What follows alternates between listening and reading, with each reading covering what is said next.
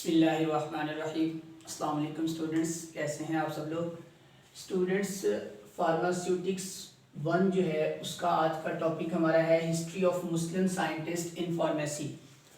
कल जो है लेक्चर नंबर 4 के अंदर हमने इसको स्टार्ट किया था और टोटल जो है वो 7 मुस्लिम साइंटिस्ट जो है वो आप लोगों की बुक के अंदर जो है वो उनके जो है वो काम बताए गए हैं।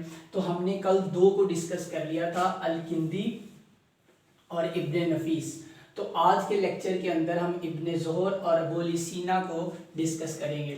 तो फर्स्ट ऑफ ऑल इब्ने ज़ोहर को देखते हैं। इसकी जो बर्थ थी, पैदाइश जो है वो 1091 ईस्वी में हुई थी और इसकी जो डेथ थी वो 1066 ईस्वी में हुई थी। स्टूडेंट्स, ये वाले जो ईयर लिखे होते हैं ये आप लोगों ने एमसीक्यूज पॉइंट ऑफ व्यू से जो है वो याद रखने हैं। पेपर में एमसीक्यूज पॉइंट ऑफ व्यू से क्वेश्चन आ सकता है कि जो इब्ने ज़ोहर है वो कब पैदा हुए थे। ठीक है, उसके बाद हम इसका इंट्रोडक्शन देखते हैं कि ये बेसिकली थे क्या, इनका फील्ड कौन सा था। तो ये ग्रेट मुस्लिम स्कॉलर थे, ठीक है, और उसके बाद ये फिजिशियन थे, माहिर तबीब जिसको हम कह सकते हैं, और फार्मासिस्ट, मेडिसिन तैयार करने वाले थे। फार्मासिस्ट वही होता है जो मेडिसिन को तैयार करता है, सिंथेसिस करता है, नई नई फार्मुलेशन बनाता है, नए जो है उसके मेडिसिन के अंदर इम्प्रूवमेंट लाता है, उसकी जो है वो एडवांसमेंट भी करता है। ठीक है, उसके अलावा ये सर्जन थे। ये वाला पॉइंट बहुत इंपॉर्टेंट है कि ये फर्स्ट पर्सन थे जो सर्जन के तौर पर या जिन्होंने एक्सपेरिमेंटली सर्जरी जो है उसको इंट्रोड्यूस करवाया था, तो ये सर्जन थे। तो इनका नोटेबल वर्क जो है उसको हम डिस्कस कर लेते हैं। फर्स्ट पर्सन थे जिन्होंने डिस्क्राइब किया था एक्सपेरिमेंटल सर्जरी। पहले तो ये होता था कि मतलब इनके ज़माने से पहले जो है एक्सपेरिमेंटल सर्जरी नहीं करते थे लोग, बहुत ज़्यादा सर्जरी से घबराते थे। फॉर एग्जांपल कोई भी जो है वो बॉडी का पार्ट जो है उसको ठीक करना है तो वो अगर सर्जरी के ज़रिए हो सकता है तो लोग उससे घबराते थे। तो ये फर्स्ट साइंटिस्ट थे जिन्होंने एक्सपेरिमेंटल सर्जरी की और उसके बारे में लोगों को जो है वो इंट्रोड्यूस करवाया और लोगों को उसके बारे में बताया। तो इस वजह से इनको कहते हैं फादर ऑफ एक्सपेरिमेंटल सर्जरी। तो ये भी एमसीक्यूज पॉइंट ऑफ व्यू से आप लोगों ने याद रखना है, पेपर में आ सकते हैं। उसके बाद इनका वर्क क्या था, procedure for dissection. Dissection definitely surgery और डाइसेक्शन दोनों सेम चीज़ों के मीनिंग में आते हैं। डाइसेक्शन होगी तो आगे सर्जरी का प्रोसेस भी होगा। तो डाइसेक्शन का जो प्रोसीजर है कैसे करते हैं उसके बारे में इन्होंने डिटेल में डिस्क्राइब किया था। उसके अलावा कंट्रीब्यूट टू न्यूरोफार्माकोलॉजी।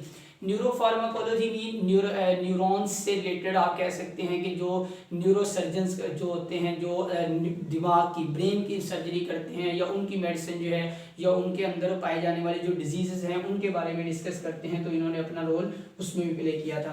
उसके बाद यूज़ ऑफ इनहेल्ड एनेस्थेटिक्स। ये वाला जो प्रोसेस है इन्होंने इसको इस्तेमाल किया था, इनहेल्ड एनेस्थेटिक्स को भी इस्तेमाल किया था और इस वजह से इनको कहते हैं pioneers of modern anaesthesiology. Anaesthesiology जो होता है ये एक ऐसा फील्ड है जिसमें फॉर एग्जांपल आपने सर्जरी करनी है तो पहले पेशेंट को जो है वो एनेस्थीसिया किया जाता है, उसको बेहोश किया जाता है ताकि उसकी सर्जरी में कोई भी प्रॉब्लम ना हो। तो जो मॉडर्न एनेस्थेसियोलॉजी है, मतलब जो आजकल एनेस्थीसिया का काम हो रहा है, जिस पे काम हो रहा है, उसके जो पायनीरियंस हैं वो इब्ने ज़ोहर हैं। उन्होंने सबसे पहले जो है इसको इंट्रोड्यूस करवाया था, इसके बारे में डिस्क्राइब किया था कि पेशेंट को आपने कैसे जो है वो एनेस्थेसाइज करना है, उसको मतलब बेहोश करना है। ठीक है, तो ये इसका नोटेबल वर्क था। उसके बाद हम बात करते हैं अबू सीना की। स्टूडेंट्स याद रखो ये बहुत बड़े साइंटिस्ट हैं, इनको यूरोप के अंदर एविसीना के नाम से भी जो है वो पुकारा जाता है और इनकी एक मशहूर किताब यहाँ पे लिखी हुई है कानून ऑफ मेडिसिन, जिसको अल कानून फी तिब कहते हैं और उसको वैसे इंग्लिश में कानून ऑफ मेडिसिन कहते हैं। वो बहुत सारी यूनिवर्सिटीज़ में जो है वो पढ़ाई जाती रही। आप लोगों ने ये कोरोना वायरस के दौरान आप लोगों ने एक बार जो है वो वर्ड सुना होगा, करंटीन कर लेना, अपने आप को करंटीन कर लेना, सोशल डिस्टेंस रखना, जो है वो जो मतलब रश वाली जगह है वहाँ पे ना जाना। तो ये आप लोगों के लिए नई टर्म्स होंगी कि ये करंटीन क्या होता है, ये सोशल डिस्टेंस क्या होता है, इससे क्या होता है। तो स्टूडेंट्स याद रखो इनकी जो मतलब इनका जो एरिया था वो 980 से 1037 था। इस दौरान ईरान के अंदर एक वबा फैली थी जिसका नाम था ताउन। तो उस टाइम सबसे बड़े जो डॉक्टर उस सल्तनत में या उस एरिया में माने जाते थे वो अलीसीना थे, वो सबसे बड़े डॉक्टर माने जाते थे। तो इन्होंने ऐलान कर दिया कि कोई भी जो है वो बंदा घर से बाहर नहीं निकलेगा। तो उन्होंने उस टाइम वर्ड यूज़ किया था करंटीन, मतलब अपने आप को एक जगह पे फिक्स कर लेना, कहीं बाहर जो है वो ना निकलना, सोशल डिस्टेंस रखना, लोगों से ना मिलना। तो ये बेसिकली इनकी जो है वो करंटीन वाला जो है, मतलब कोई भी वबा फैले तो अपने आप को करंटीन कर लेना, ये बेसिकली इन्होंने चीज़ इंट्रोड्यूस करवाई थी।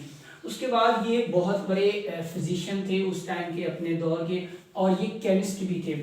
केमिस्ट्री पे इन्होंने बहुत ज़्यादा वर्क किया, मतलब केमिस्ट्री के अंदर जो डिफरेंट केमिकल्स हैं जिनको मेडिसिन में इस्तेमाल किया जाता है उसके बारे में उन्होंने बताया। उसके अलावा ये एस्ट्रोनॉमर भी थे, माहिर फल्कियात। तो इनकी जो बुक ऑफ मेडिसिन है जिसको मगरब में एविसीना का नाम दिया जाता है और बहुत सारी यूनिवर्सिटीज़ में पढ़ाई जाती हैं, जहाँ पे भी मेडिसिन की बात होगी तो इनकी ये वाली बुक जो है कानून ऑफ मेडिसिन, उसको एक मतलब आप कह सकते हैं कि फर्स्ट प्रायोरिटी पे रखा जाता है, उसको पढ़ा जाता है, उससे जो है वो बहुत ज़्यादा फ़ायदा हासिल किया जाता है। तो इसकी नोटेबल वर्क जो है, इन्होंने क्या काम किए थे, तो स्टूडेंट्स याद रखो ये फर्स्ट पर्सन थे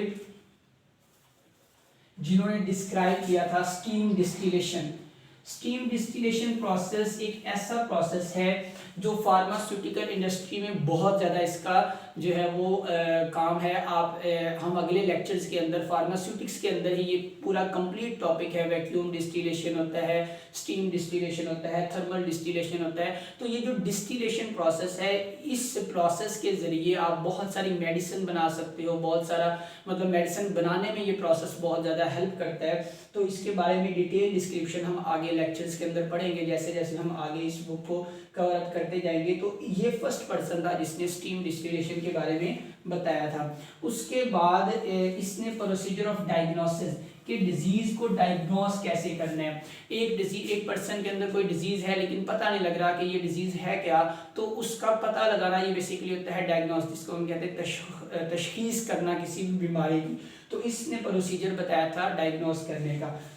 उसके अलावा साइकेट्रिक डिजीजेज स्टूडेंट्स ऐसी डिजीजेज होती हैं जो नफ्सियाती तौर पर डिप्रेशन का शिकार हो जाना, सुस्ती हो जाना, काम करने को दिल न करना, और मतलब जो है वो काहली के मीनिंग में आ जाता है। तो इस तरह की जो डिजीजेस थी जिसमें इंसान जो है वो लेज़ी रहता है, कोई एक्टिव जो है वो नहीं रहता, और वो सुस्ती फील करता है, उसको काम करने को नहीं दिल करता, ज़हनी तौर पर वो टेंशन का शिकार होता है। तो इन डिजीजेस के बारे में जो है वो उसने डिस्कस किया था।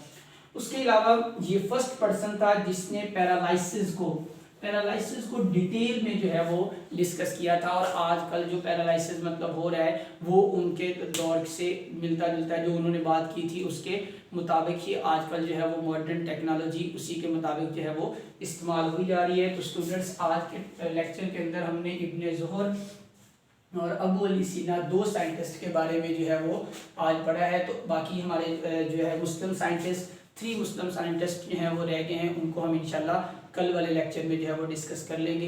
ओके स्टूडेंट्स, अल्लाह हाफिज़।